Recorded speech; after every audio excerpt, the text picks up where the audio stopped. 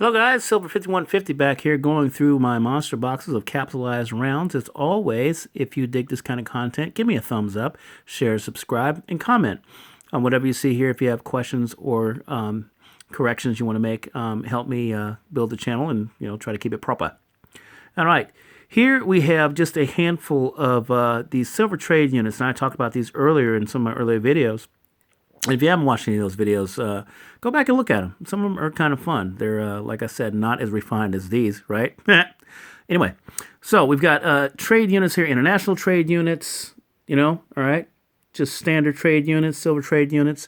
And these were the thing, I guess, back, probably, way back, when East India was like the big spice rush that was going on back then. And then, of course, around the 80s when the Hunt brothers tried to secure the silver market for themselves, they got the rules changed on them.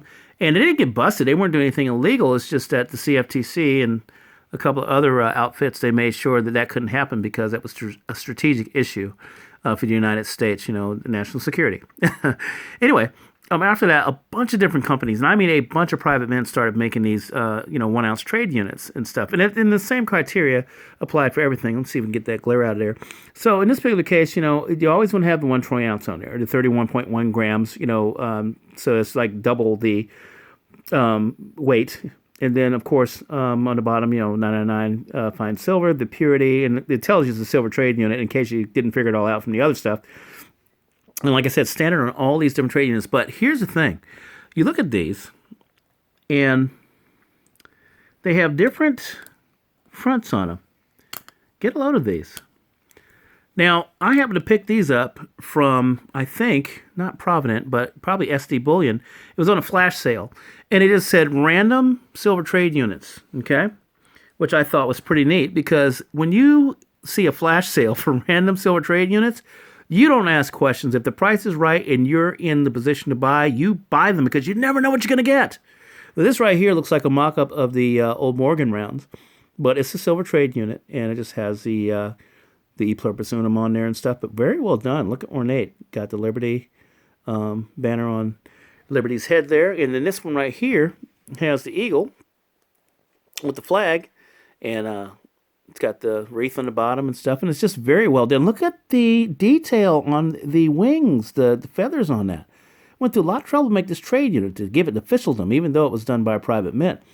And then one of my favorites right here, this is like a world trade, international, silver unit. It's got like una plata, so one, one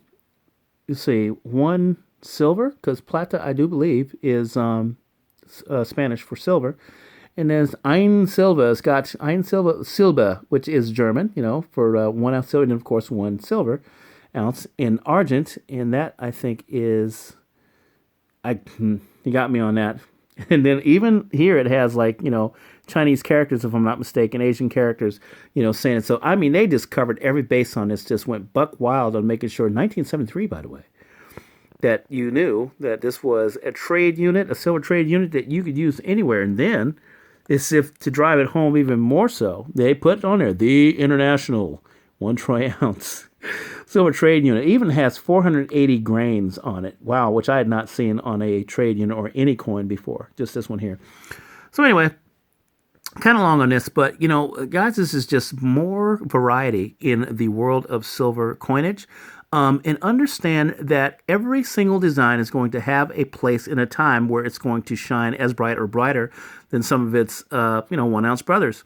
And so you just want to try to get as many kinds as you can, as much variety as you can. But, you want to build your wealth in ounces. So whatever gives you the most bang for the buck, whether it's a design, whether it's volume, what have you, get on it, because I'm telling you, time is winding down.